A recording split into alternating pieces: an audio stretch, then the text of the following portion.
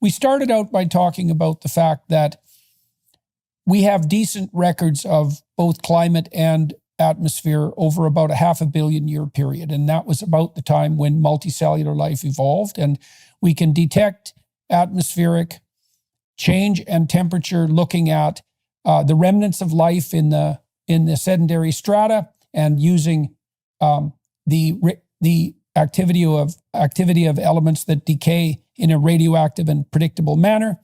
And what we see across that large period of time are three things. We see a planet that's often much warmer than it is now, up to 7 degrees warmer. And that's a planet where life is perhaps even more abundant because of the additional warmth.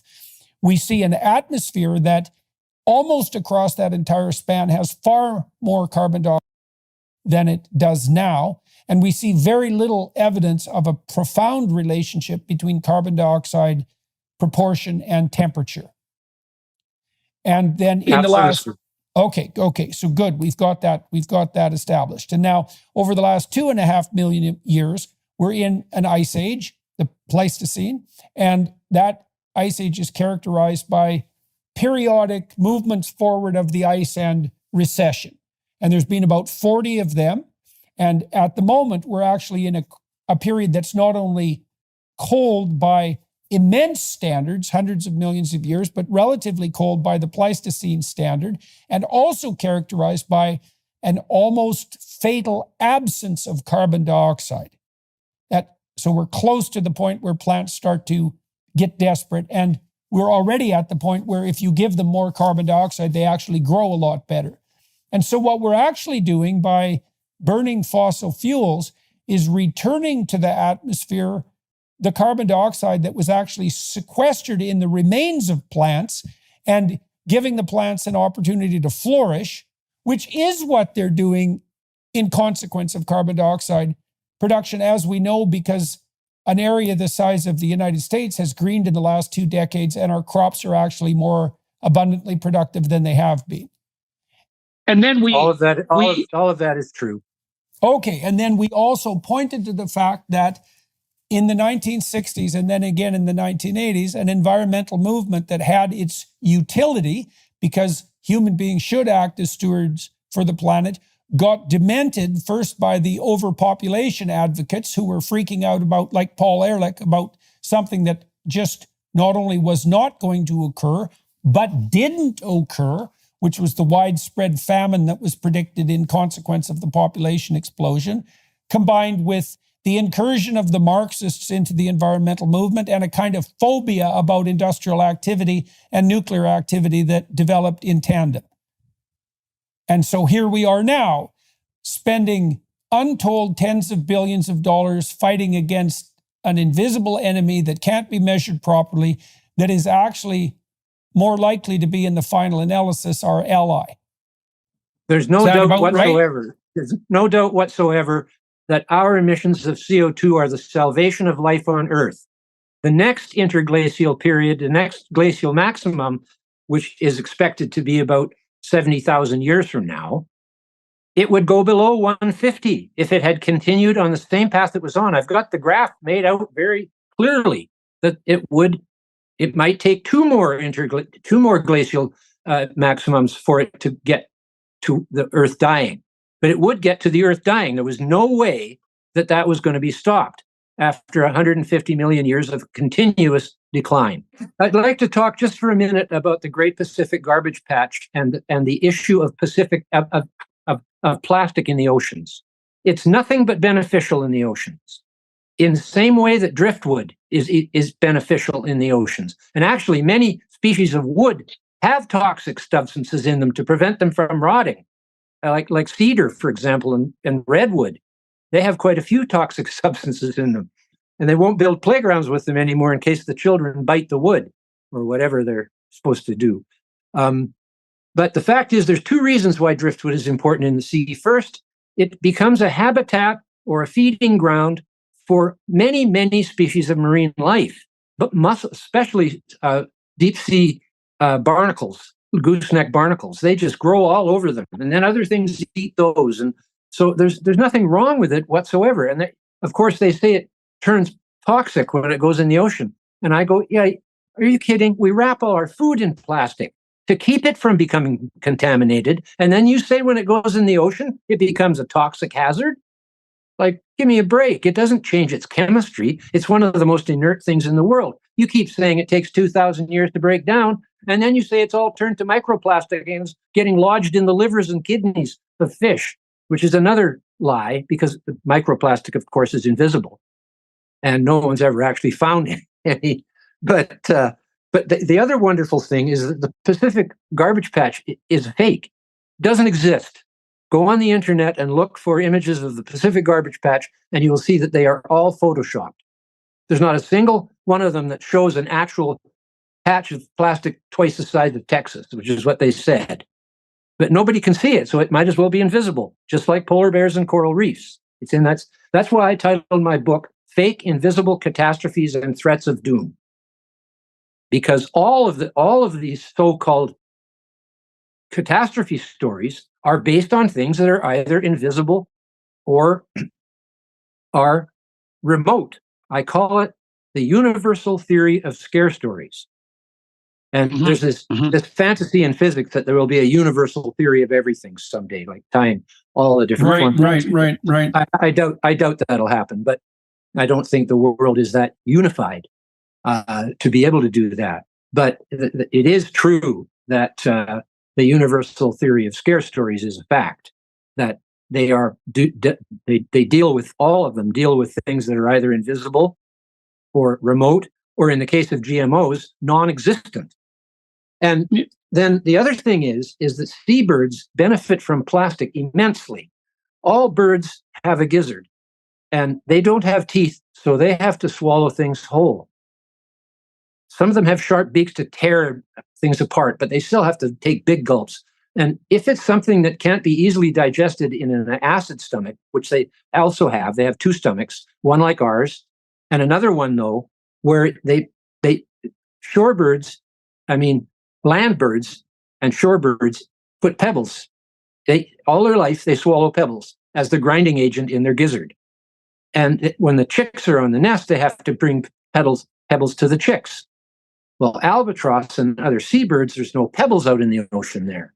So they use pumice as their favorite thing, but it's not available all the time because it comes from undersea volcanoes that aren't erupting all the time. But when they find that, they make a cache of it. And the other thing they use is bits of wood that are of the appropriate size and shape. And today, bits of plastic of the appropriate size and shape. And there's one picture of a mother albatross giving, not feeding, that awful man in England who does the BBC scare stories about walruses committing suicide because of plastic or something. I forget what he said it was because. It was because a pack of polar bears were going to eat them, and they decided they'd rather fall off a cliff than be eaten alive by a polar bear. But all over the world, seabirds are using bits of plastic as a substitute for the other rare things that they have to find for their chicks. And then, what's his name? The TV personality on BBC who does the nature shows. Attenborough, yes. He's a fake. And he says, he shows a young woman, as assistant of his, holding up a big clear plastic bag, saying this plastic bag was given to the chick. And when the chick died, we did an autopsy and we found this plastic bag in the chick. It's a total lie. No mother albatross or father albatross would give a plastic bag to its chick. What they give is little pieces of uniformly sized plastics that go into the gizzard and when they give a whole squid to a baby and themselves, the squid gets ground up and the poop gets pooped out, but the beak stays in there as a grinding agent. So that's one of the ways they get a hard object in there. And it's fascinating, but the Smithsonian goes along with the story that they're feeding plastic to their chicks, and that it's a negative thing. It's been studied for 50 years, and no one's ever found a negative thing about it. It's just a substitute for all the other little hard objects that they've got in their region. And as I say, it's rare to find pebbles on a windswept rocky island. And that's just the way it is. And they should be telling people that. It's a great story that our little bits of plastic are useful. And there is no Pacific garbage patch. Only one picture on the internet that I've found. I've looked all over for the Pacific garbage patch on the images in the internet. And there's one that shows a massive area of debris over the ocean and a diver coming up. And underneath it says part of the Great Pacific Garbage Patch. I studied that photo for a little while and realized there's mountains in the background, right in the background. There's no mountains in the middle of the Pacific Ocean. It's the debris from the tsunami that killed 18,000 people. And they're using it to lie about the plastic garbage patch. Because there was 20 towns swept into the ocean and 18,000 people killed. The nuclear plant didn't kill anybody, but CNN had a headline in the middle of that disaster. But it wasn't a disaster from a human life point of view. 2 people did die. They were swept away by the tsunami. But on the headline said, nuclear crisis deepens as bodies wash ashore. That was the headline. Right. And I've looked it up and it's gone. I guess they decided it wasn't really a very good thing for people to know about. Because imagine that, blaming the 18,000 bodies on the nuclear disaster. So that's the kind of thing we've got going in this world these days, and I'm doing everything I can to try to straighten it out. And I think you saw my presentation. I cover a wide number of topics, and I do not believe for a minute that these scare stories are true. Like, what is it in the GMO that this is a multi-billion-dollar anti-GMO campaign where the Europeans are refusing to buy crops from Africa if they adopt the improved product, when in fact every single one of us is genetically modified. None of us are identical to our parents. That's what sexual reproduction is. Mixes the genes up. And all they're doing is very methodically taking a gene that they know exactly what it does in the species they're taking it from and putting it into one that doesn't have it. And that's what golden rice is all about. I campaigned for 5 years on golden rice. I came back into the movement in 2013, and my brother and my wife and I got a team of people from Germany and India and Australia, and went to all of the Greenpeace office locations and demonstrated in front of them, and got to 30 million people by the media. But then we couldn't do it because they've got control of the environmental apparatus in the governments, in the same way as this whole so-called, what do they call it? No, I forget the name of the movement. What's the name of the movement? Woke. That's right. The woke movement. I probably want to forget the word because it's so stupid, but they're anything but woke, and just have lost all scientific and communicative faculties. They're insane. It's some kind of mental disease, from my way of thinking. And the climate thing is no different than all of these other social and political things. I mean, equity, yeah, sure, that's a good word, but they're using it like a sledgehammer. And because all people aren't the same, and good for that. We don't want all people to be the same. Mm-hmm. And to say that white people are all racist, if that isn't racist, I don't know what is. How can anybody think that way?